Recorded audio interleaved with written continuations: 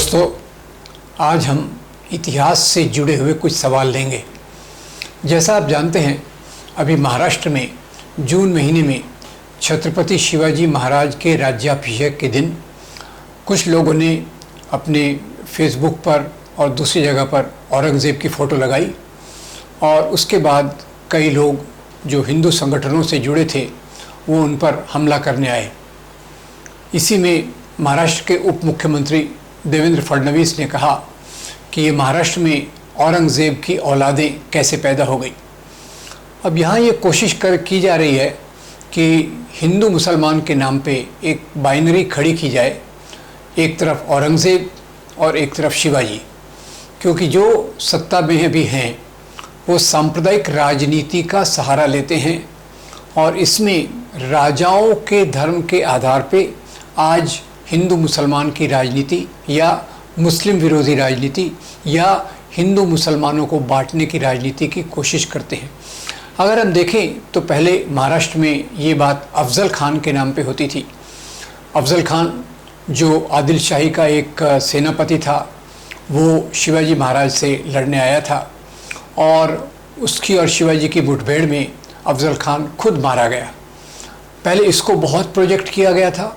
इसके नाम पर सांगली में 10-15 साल पहले दंगे भी करवाए गए थे और उसमें जब अफजल खान के बारे में बताया गया, बाद में इस बारे में बहुत सामाजिक ध्रुवीकरण करने की कोशिश की गई। पर कुछ दोस्तों ने एक बहुत अच्छा काम किया। उन्होंने महाराष्ट्र में प्रचारित किया कि अफजल खान जो आया था उसके साथ बहुत सारे हिंदू सेनापति थे और तो और अफजल खान का जो सचिव था वो था कृष्णाजी भास्कर कुलकर्णी। और ये भी बताया गया, ये भी लोकप्रिय हो गया कि शिवाजी महाराज को वाघनख ले जाने की सलाह जिसने दी थी, शिवाजी महाराज को वाघनख ले जाने की सलाह जिसने दी थी वो था रुस्तम जमान। यानी ये हिंदू मुसलमान का मामला नहीं था, ये सत्ता का मामला था, ये दो राजाओं का मामला था, ये धर्म का मामला नहीं था। ये बात जब लोकप्रिय हो गई तो अब अफजल खान के बाद कुछ तो पकड़ना है, तो इसलिए औरंगज़ेब को पकड़ के ला रहे हैं। और औरंगज़ेब के बारे में भी मैं 2-3 बातें बताना चाहूँगा।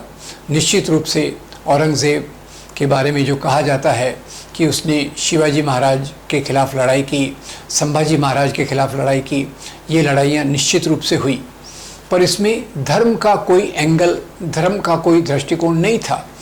ये निश्चित रूप से सत्ता की लड़ाइयाँ थी। जैसे हम देखें, शिवाजी महाराज अपने राज्य की स्थापना कर रहे थे और अपने राज्य की स्थापना में सबसे पहली जो उनकी लड़ाई हुई वो चंद्रराव मोरे से हुई।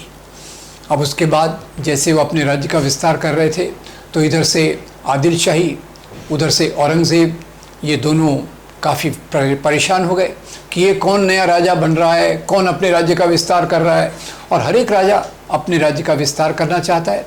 तो इधर से आदिल शाही ने अफजल खान को भेजा और औरंगज़ेब ने जो किया शिवाजी के ख़िलाफ़, वो उसमें औरंगज़ेब खुद नहीं आए थे। ख्याल रखिएगा, औरंगज़ेब खुद नहीं आए थे और औरंगज़ेब की तरफ से जो आए थे उनका नाम था मिर्ज़ा राजा जयसिंह। मिर्ज़ा ये उनकी एक पोस्ट का नाम था और राजा जयसिंह ये एक राजपूत थे।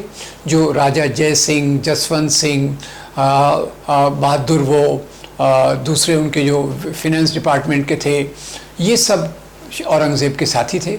यानी ये बात स्पष्ट है कि औरंगज़ेब का प्रशासन केवल मुसलमानों के आधार पे नहीं था। औरंगज़ेब का प्रशासन ये मुस्लिम प्रशासन नहीं था। ये बात निश्चित है कि औरंगज़ेब एक चालाक राजा था। उसने अपने राज्य का विस्तार बहुत किया और जितने भी मुसलमान राजा हुए उनमें सबसे ज़्यादा विस्तार औरंगज़ेब के राज्य में हुआ, इसमें कोई शंका नहीं है। पर औरंगज़ेब और शिवाजी की जो मुठभेड़ हुई उसमें भी धर्म का कोई दृष्टिकोण नहीं था, धर्म का दृष्टिकोण नहीं था। शिवाजी महाराज एक राज्य की स्थापना करना चाहते थे जिसमें गरीब प्रजा पर लगान का बोझ कम हो, लोक कल्याणकारी राज्य की स्थापना हो, और दूसरी तरफ से औरंगज़ेब अपने राज्य का विस्तार करना चाहता था। तो इधर शिवाजी महाराज को भी हम देखें तो शिवाजी महाराज के साथ भी सिद्धि संभल, इब्राहिम गारदी, दौलत खान, ये सब उनके सेनापतियों के नाम थे। शिवाजी महाराज की जो नौसेना थी उसका प्रमुख एक मुसलमान था। शिवाजी महाराज की जो तोपखाना विभाग था उसका प्रमुख एक मुसलमान था। और तो और शिवाजी महाराज के जो सबसे महत्वपूर्ण एडवाइज़र थे, जो प्रधानमंत्री या मुख्यमंत्री या उनको गोपनीय सचिव कहा जा सकता थे, वो थे मौलाना हैदर अली। इधर से औरंगज़ेब ने फ़ौज भेजी और उसका नेतृत्व कर रहे थे राजा जय सिंह। तो ये हिंदू मुसलमान का मामला कहाँ हो गया, जो आज हमको बताने की कोशिश की जाती है। इसी के बहाने मैं ये बताना चाहूँगा कि जो मुग़ल राजा थे, उनके पहले जो दूसरे मुसलमान राजा थे, गुलाम वंश, खलजवीद वंश, अलाउद्दीन खिलजी वगैरह वगैरह, इसमें भी धर्म को देखने की प्रवृत्ति आ गई है। इसका कारण भी मैं बताना चाहूँगा।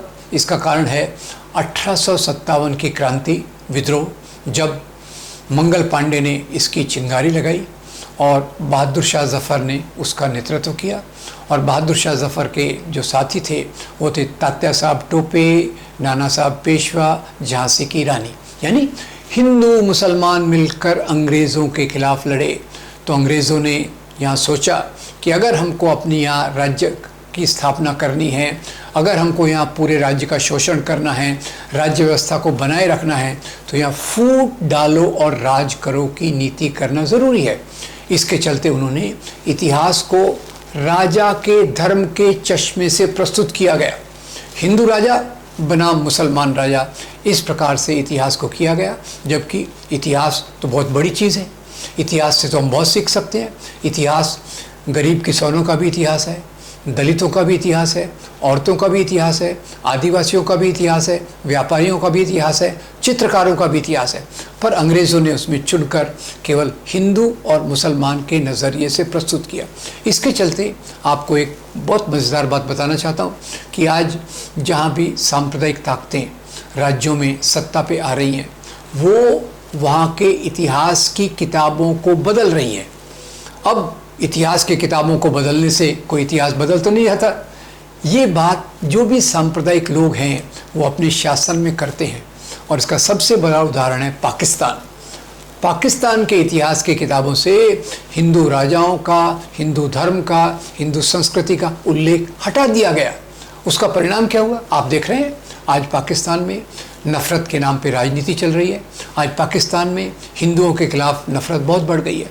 वही प्रक्रिया का दूसरा पहलू यहाँ लगाया जा रहा है, जहाँ इतिहास की किताबों से मुग़ल वंश की जो चीज़ें हैं उसको हटाया जा रहा है। अब देखिए, सभी मुसलमान राजा एक सरीके नहीं थे, पर एक बात जो सामान्य थी वो ये कि उनके प्रशासन में हिंदू भी थे, मुसलमान भी थे, और दोनों बड़े बड़े ओहदों पर थे। इसीलिए महात्मा गांधी अपनी किताब हिंद स्वराज में लिखते हैं कि मुसलमान राजाओं के राज्य में हिंदू प्रजा भी रहती थी, हिंदू राजाओं के राज्य में मुसलमान प्रजा भी रहती थी। ये उनके देखने का तरीका था। और इसी बात को उनके शिष्य जवाहरलाल नेहरू अपनी किताब डिस्कवरी ऑफ इंडिया में आगे ले जाकर कहते हैं कि हिंदू मुसलमानों के मेल जोल से भारत की सभ्यता, संस्कृति, साहित्य, कला और धार्मिक परंपराओं का विकास हुआ। इन धार्मिक परंपराओं में सूफी परंपरा भी है, भक्ति परंपरा भी है, और एक मज़ेदार बात यह है कि हमारे महाराष्ट्र में जो वारकरी परंपरा है उसमें बहुत सारे मुस्लिम संत भी हैं। तो ये हिंदू मुसलमानों का मेल जोल का उदाहरण हमारी इतिहास की किताबों से हटाया जा रहा है और हिंदू बनाम मुसलमान दिखाया जा रहा है। यहाँ शुरुआत में एक और बात बता दूँ कि मुग़ल वंश की शुरुआत बाबर से हुई, और बाबर को जो काबुल के आसपास रहता था उसको भारत आने का निमंत्रण एक हिंदू राजा ने दिया था जिसका नाम था राणा सांगा। दूसरी मज़ेदार बात यह है कि राजस्थान में जब सांप्रदायिक सरकार सत्ता में आई तो वहाँ उन्होंने अकबर के इतिहास को बदलने की कोशिश की। अकबर की लड़ाई हल्दी घाटी में अकबर और राणा प्रताप की लड़ाई, उस लड़ाई को उन्होंने बदल दिया और उसको उन्होंने बताया कि हल्दी घाटी की लड़ाई में अकबर हार गए थे, राणा प्रताप जीत गए थे। अब ये बड़ी मज़े की बात है, कौन जीता कौन हारा इससे आज मुझे क्या फ़र्क पड़ता है। पर एक बात मैं बताना चाहता हूँ कि हल्दी घाटी की लड़ाई ये हिंदू मुसलमान की लड़ाई नहीं थी, क्योंकि अकबर की जो फ़ौज थी उसका नेतृत्व उसमें अकबर खुद नहीं थे और उनकी फ़ौज का नेतृत्व राजा मान सिंह कर रहे थे। दूसरी तरफ से जो राणा प्रताप जी थे उनकी सेना में दो बड़े सेनापति थे, एक का नाम राम सिंह, दूसरे का नाम हकीम खान सूर। और हकीम खान सूर के अंडर में 1000 पठान सिपाही थे। तो देखिए, राणा प्रताप की फ़ौज में हिंदू मुसलमान दोनों हैं, अकबर की फ़ौज में हिंदू मुसलमान दोनों हैं। तो ये हिंदू मुसलमान की लड़ाई कैसे हुई, जिसको आज हम इस प्रकार से लेकर चल रहे हैं।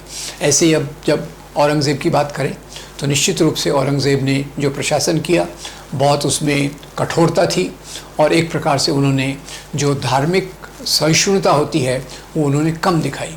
पर इसके बावजूद उन्होंने हिंदू राजाओं से मेल जोल किया, उन्होंने हिंदू क्षेत्रों को भी अपने क्षेत्र में लाया, अपने राज्य का सबसे बड़ा विस्तार किया, 48 साल तक यहाँ राज्य किया। और शिवाजी महाराज के साथ उनकी लड़ाई का मुख्य उद्देश्य था शिवाजी की बढ़ती हुई सत्ता को रोकना। ऐसे ही संभाजी महाराज के साथ भी उनकी जो लड़ाई थी उसका भी वही कारण था। औरंगज़ेब अपने राज्य का विस्तार चाहते थे। अब इसमें ये बात है कि औरंगज़ेब कहीं कहीं क्रूरता भी दिखाते थे, जैसे सुख गुरुओं के साथ थी, उसमें भी धर्म का कोई मामला नहीं था। उसमें जैसे सिख संप्रदाय जो है, सिख संप्रदाय में गुरु गोविंद सिंह जी के आने के बाद वो एक राजनीतिक सत्ता में भी परिवर्तित हुए और उनकी भी लड़ाई वहाँ बिलासपुर के हिंदू राजा से हुई थी।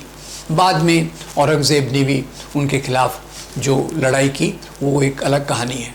वैसे ही महाराष्ट्र में शिवाजी महाराज के खिलाफ, फिर संभाजी महाराज के खिलाफ भी उनकी लड़ाइयाँ हुई।